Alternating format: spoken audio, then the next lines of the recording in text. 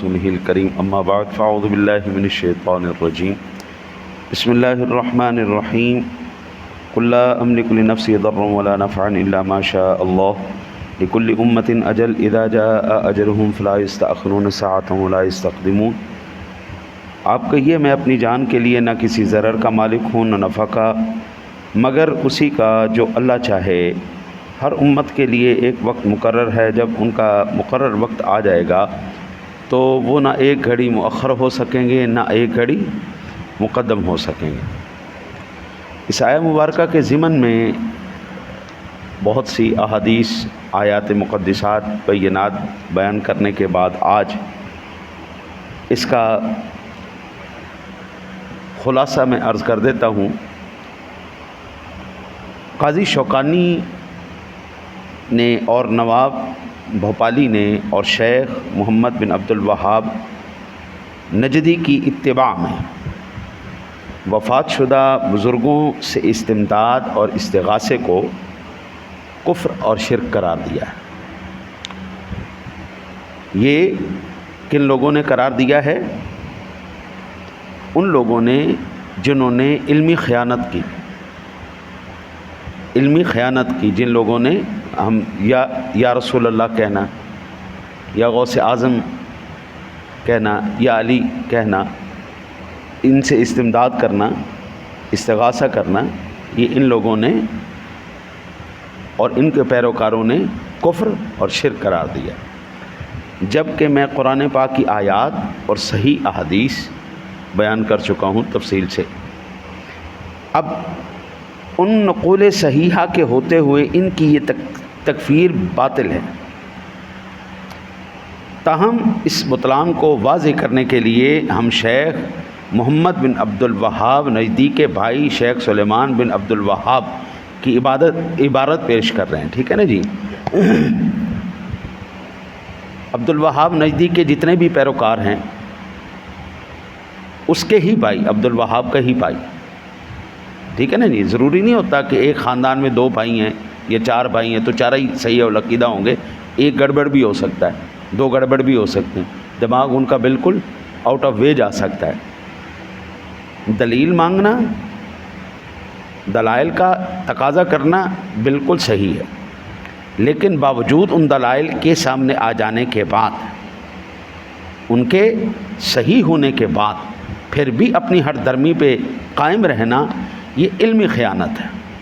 اور علمی خائن اس دور میں آپ کو کثرت نظر آئے گی، علمی خائنوں کی۔ اب وہ عبد الوہاب نجدی کا سگا بھائی، ہاں جی، اسی کے باپ کا بیٹا، وہ کیا کہتا ہے؟ وہ لکھتے ہیں جی، مسلمانوں کی تکفیر کے بارے میں تمہارا موقف اس لیے بھی صحیح نہیں ہے کہ غیر اللہ کو پکارنا نظر و نیاز قطعاً کفر نہیں ہے، بالکل کفر نہیں، حتیٰ کہ اس کے مرتکب مسلمان کو ملت اسلامیہ سے خارج کر دیا جائے۔ جتنے بھی ان کے پیروکار ہیں، نجدی صاحب کے پیروکار ہیں، وہ تمام کے تمام کہتے ہیں یہ جتنا بھی کام کرنے والے یہ سارے کافر ہیں، یہ اسلام سے دار اسلام سے خارج ہیں، کیونکہ حدیث صحیح میں ہے، حضور نبی اکرم صلی اللہ علیہ وسلم نے فرمایا شبہات کی بنا پر حدود ساکت کر دو۔ اور حاکم نے اپنی صحیح روایت میں اور ابو عوانہ نے اور بزار نے سند صحیح کے ساتھ حضرت عبداللہ ابن مسعود رضی اللہ تعالیٰ عنہ سے روایت کیا کہ نبی اکرم صلی اللہ علیہ وسلم نے ارشاد فرمایا جب کسی شخص کی سواری کسی بے آب و گیا سیاہ میں صحرا میں گم ہو جائے تو وہ 3 بار کہے اے اللہ کے بندو، اے یا عباد اللہ، اے اللہ کے بندو مجھے اپنی حفاظت میں لے لو۔ وہ بندے ہم نے دیکھے نہیں، وہ ہمارے سامنے نہیں، غیب کو پکاروا رہے ہیں، کون پکار رہے ہیں اور بتا کون رہے ہیں؟ رسول اللہ بتا رہے ہیں، روایت کرنے والے صحابی رسول ہیں۔ جب تم صحرا میں گم ہو جاؤ تو کیا کرو؟ اے اللہ کے بندو میری حفاظت کرو۔ اچھا جی، تو اللہ تعالیٰ کے کچھ بندے ایسے بھی ہیں جو اس کو اپنی حفاظت میں لے لیتے ہیں۔ بھائی حفاظت کرنا کس کا کام ہے؟ اللہ کا کام ہے نا، تو اللہ نے ہی طاقت دی ان بندوں کو۔ زندگی اور موت دینا کس کا کام ہے؟ اللہ کا کام ہے نا، لیکن اس نے کیا فرشتے مقرر نہیں کیے؟ ماں کے پیٹ میں صورت نہیں بناتے، مقدر نہیں لکھتے، ملک الموت روح نہیں قبض کرتے. صرف ملک الموت ایک تو موت کا فرشتہ نہیں ہے نا، ان کے ماتحت کام کرنے والے کتنے ہیں. تو ہم کیا کہیں گے کہ یہ شرک ہو گیا؟ ہم نے کہا جی اس کی روح کس نے قبض کی؟ ملک الموت نے قبض کی. اس کی روح کس نے قبض کی؟ فلاں فرشتے نے قبض کی. کیا یہ شرک ہو گیا؟ یہ علمی ٹھوکر ہے، علمی خیانت ہے ان لوگوں کی. اسی طرح یاد رکھیں، طبرانی شریف کے اندر روایت ہے، اگر کوئی شخص مدد چاہتا ہو تو یوں کہے یا عباد اللہ اعینونی، اے اللہ کے بندو میری مدد کرو. اس حدیث کو فقہائے اسلام نے اپنی کتب جلیلہ میں ذکر کیا ہے. اس کی اشاعت عام ہے، متعدد فقہا میں سے کسی نے اس کا انکار نہیں کیا.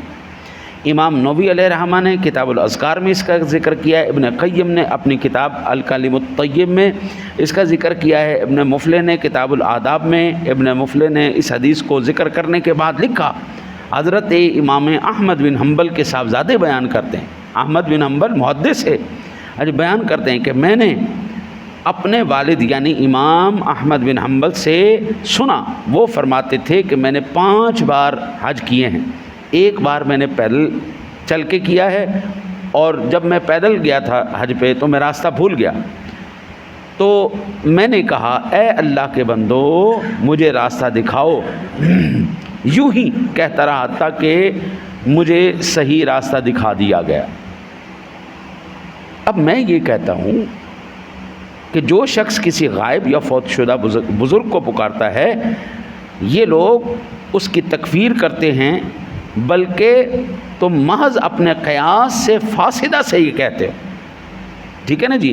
اس شخص کا شرک ان مشرکین سے بھی بڑھ کر ہے کہ جو بحر و بر میں عبادت کی غرض سے غیر اللہ کو پکارتے تھے اور اس کے رسول کی علل اعلان تکذیب کرتے تھے. جو لوگ یہ یا علی مدد کون کہتے ہیں، یا رسول اللہ مدد کون کہتے ہیں، یا غوث اعظم مدد کون کرتے ہیں، جو 5 وقت نماز پڑھتے ہیں، جو کلمہ پڑھتے ہیں، جو اللہ کو ایک مانتے ہیں، جو رسول اللہ کو آخری رسول مانتے ہیں. اچھا، اللہ کو ایک ماننے والا، رسول اللہ کو خاتم النبیین ماننے والا، قرآن پر عمل کرنے والا، احکامات شریعہ پر پابندی سے عمل کرنے والا، وہ اتنا بدتر ہو گیا کہ جو ہندوؤں کو پکار رہے ہیں، جو ہنومان کو پکار رہے ہیں، جو کرشنا کو پکار رہے ہیں، جو یہ باندروں کو اور پتہ نہیں کیا کیا کن چیزوں کو پکار رہے ہیں، یہ بدتر ہو گئے. ہاں جی، کلمہ گو بدتر ہو گیا، وہ ان سے بہتر ہو گئے. لا حول ولا قوت الا باللہ، انا للہ و انا الیہ راجعون. بھئی اللہ کو ایک ماننے والا، رسول اللہ کو خاتم النبیین ماننے والا، اللہ کی عبادت کرنے والا، پوجا کرنے والا، پرستش کرنے والا، اس کے نام پر قربانیاں کرنے والا، نذر و نیاز دینے والا، سارا کچھ کرنے والا بدتر ہو گیا. اور جو وہ مشرک ہے جس کا کفر صریحاً واضح ہے، جس کا شرک واضح ہے، جو اللہ کو نہیں جانتا، جو رسول اللہ کو نہیں مانتا، احکامات الہیہ پر عمل نہیں کرتا، جو روزے نہیں رکھتا، جو زکوٰۃ نہیں دیتا، وہ بہتر ہو گیا اور یہ بدتر ہو گیا. انا للہ و انا الیہ راجعون. اس سے بڑی علمی خیانت اور اس سے بڑی گمراہی حضرت اس سے بڑھ کر اور کیا ہوگی کہ جب کہ احادیث اور اس کے مقتضا پر علماء ائمہ کے عمل کو اس شخص کے لیے اصل نہیں قرار دیتے جو بزرگوں کو پکارتا ہے، اور محض اپنے فاسد قیاس سے اس کو شرک اکبر قرار دیتے ہیں. انا للہ و انا الیہ راجعون. جبکہ شبہات حدود کو ساکت کر دیتے ہیں. جس بات میں شبہ پیدا ہو جائے اس پر کوئی حد جاری نہیں کی جائے گی.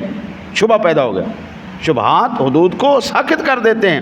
اللہ نے اپنا امر جو اس کا فیصلہ ہے وہ ساکت ہو گیا، لیکن ان کی دیکھو کتنی لمبی لمبی زبانیں ہیں کہ شرک کے اور کفر کے فتوے یوں بانٹے کہ دنیا میں ان کے سوا کوئی مسلمان نظر آتا ہی نہیں. اتنی علمی خیانت. انا للہ و انا الیہ. حضرت یاد رکھیے، جو اپنا ایسے شخص سے تکفیر کیوں کرنا ساکت ہو. نیز مختصر روضہ میں کہا جو شخص توحید و رسالت کی گواہی دیتا ہو اس کو کسی بدعت کی بنا پر کافر نہیں کہا جائے گا. جو توحید و رسالت کی گواہی دیتے ہو اس کو بدعت کی بنا پر کافر نہیں کہا جائے گا۔ ابن تیمیہ نے بھی اسی بات کو ترجیح، جبکہ جو شخص فوت شدہ بزرگوں کو پکارتا ہے وہ کسی بدعت کا مرتکب بھی نہیں ہے، کیونکہ اس کا یہ فعل ایک مضبوط اصل یعنی حدیث صحیحہ جس کا میں اوپر ذکر کر چکا ہوں اس عمل پر مبنی ہے، ٹھیک ہے نا جی، الصواعق الہیہ کے اندر۔ پھر یاد رکھیے یہ اب میں اپنی آپ کو رائے عرض کرتا ہوں۔ اہل سنت کا یہ نظریہ اور عقیدہ ہے اگرچہ بزرگوں سے استمداد اور استغاثہ جائز ہے، لیکن مستحسن اور افضل عمل کیا ہے؟ اللہ کو پکارا جائے۔ اولا اور افضل یہی ہے کہ ہر بلا میں، ہر مصیبت میں، ہر ایک شے کو ٹالنے والا اللہ ہے، بگڑے ہوئے کام بنانے والا، ہر تکلیف کو دور کرنے والا اللہ جب ہے تو پھر اللہ کو ہی پکارا جائے اور اس سے مدد طلب کی جائے، کیونکہ اس کی امداد اور اعانت مسلم ہے اور ہر قسم کے شک و شبہ سے بالا تر ہے، ظنی سہاروں کے بجائے قطعی سہارا سے تمسک کرنا یہ مستحسن ہے۔ باقی وفات یافتہ بزرگ ان کے اذن کے تابع ہیں، وہ کسی کتابیں نہیں۔ جتنے بھی بزرگ ہیں غوث اعظم رضی اللہ تعالیٰ عنہ ہیں، حضرات اولیاء اللہ ہیں، حضرات صحابہ کرام ہیں، رسول اکرم صلی اللہ علیہ وسلم یہ کب مدد کریں گے؟ جب اللہ اجازت دے گا، اللہ حکم فرمائے گا۔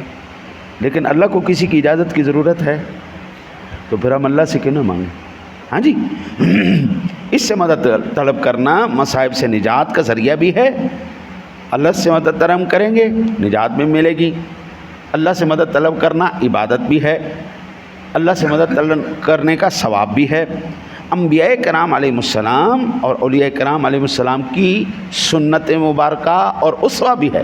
تمام اولیاء اللہ نے اللہ کو پکارا، انبیاء نے اللہ کو پکارا، ٹھیک ہے نا، قل لا املک لنفسی ضرا ولا نفعا، یہ تمام کی تمام میں اس پر پہلے بھی گفتگو کر چکا تھا سورہ یونس کی 22 اور 23 نمبر مبارکہ میں، آیہ مبارکہ میں، اور آج اس آیہ مبارکہ کی تفصیل ہم نے آج مکمل کی، ٹھیک ہے جی۔ تو یاد رکھیے بجائے اس کے کہ علمی ٹھوکریں کھانے کے بعد، حق ظاہر ہو جانے کے بعد اس کو، ہاں آقا جی علیہ الصلوۃ والسلام کی ایک حدیث پاک کا میں خلاصہ آپ کو عرض کروں۔ آقا جی علیہ الصلوۃ والسلام نے ایک مقام پر ارشاد فرمایا، مجھے آج کے بعد تم سے شرک کی جو ہے وہ خطرہ نہیں ہے، شرک کا خطرہ نہیں ہے، البتہ مجھے اس بات کا خطرہ ہے کہ تم دنیا میں غرق ہو جاؤ گے۔ آج مسلمان دنیا دار تو ہے، پیسے کے پیچھے بھاگنے والا تو ہے، پیسے کو پسند کرنے والا ہے، لیکن مشرک نہیں ہے، اللہ کے ساتھ وہ کسی کو شریک نہیں کرتا۔ آپ ایک ملنگ سے بھی پوچھیں، اللہ دے نالدہ ہے کوئی؟ میں کہتا ہوں وہ ملنگ بھی جو ہوگا نا وہ بھی کہے گا رب دے نالدہ ہے، اللہ اللہ ہے، ساری کائنات اس دی مخلوق ہے۔ پھر جب ساری مخلوقات کے اندر ہم نظر مارتے ہیں تو ہمیں سب سے زیادہ خوبصورت سونا ایک ہی نظر آتا ہے، یا صاحب الجمال و یا سید البشر من وجهک المنیر لقد نور القمر لا يمکن الثناء کما کان حقہ، بعد از خدا بزرگ تو ہی قصہ مختصر۔ سادہ لفظوں میں بلغ العلا بکمالہ، کشف الدجا بجمالہ، حسنت جمیع خصالہ، صلوا علیہ وآلہ۔ اب یہ احادیث، یہ آیات مقدسات، یہ پورا ایک جو ہے جو یوں کہہ لیں کہ جو درجہ بدرجہ ہم نے درس دیے، پہلے آیات، پھر احادیث صحیحہ کے ساتھ پھر واقعات، پھر آج کا خلاصہ، یہ آپ ایک دفعہ سارا تفصیل سے پیچھے آپ دیکھ لیں گے، سن لیں گے تو انشاءاللہ تعالی العزیز میرے خیال میں آپ کو آپ کے مسلک سے کوئی ہلانے والا نہیں ہے۔ ہمارے پاس اللہ کا قرآن ہے، ہمارے پاس نبی کا فرمان ہے، ہمارے پاس وہ علماء ہیں جو ان کے وارث ہیں، ہم نے ان سے سیکھا ہے، ہم نے اس سے پڑھا ہے۔ لیکن آج ریل کا زمانہ ہے، آج شارٹس کا زمانہ ہے، دنیا آج چاہتی بس این چٹ منگنی پٹ بیا تو دھڑک قسم دا بچہ آ جائے، ہاں جی، یوں ہی بس ہم سارے مناظر بن جائیں اور سارے عالم ہو جائیں۔ ایسا نہیں ہوتا بابو، قرآن سمجھنا پڑتا ہے، قرآن سیکھنا پڑتا ہے، ورنہ اگر یہ نہیں سمجھتے کوئی بات نہیں، کل ہم بھی اللہ کی بارگاہ میں حاضر ہوں گے، یہ بھی اللہ کی بارگاہ میں حاضر۔ ہمارے عقائد اور نظریات اور ہمارے دلائل بھی ہمارے پاس ہوں گے اور ان کے دلائل اور نظریات بھی ہوں گے. جو بندہ جان بوجھ کر قرآن کی کسی ایک آیت کے ایک حصے کا بھی انکار کرتا ہے حضرت وہ اللہ کی بارگاہ میں مجرم ہے. اگر کوئی کچھ نہیں دے سکتا تو آج یہ صرف سورہ یوسف جا کے پڑھیے گا اور اس سورہ یوسف کے اندر حضرت یعقوب علیہ السلام ان کی آنکھیں کیسے آئی تھیں، بس یہ پڑھ لیجئے گا انشاءاللہ تعالی العزیز. کافی سارے آپ کے شبہات جو ہیں وہ دور ہو جائیں گے. اللہ سے دعا کرتے ہیں اللہ تعالیٰ آپ کو مجھے صحیح قرآن و حدیث کا فہم نصیب فرمائے. اللہ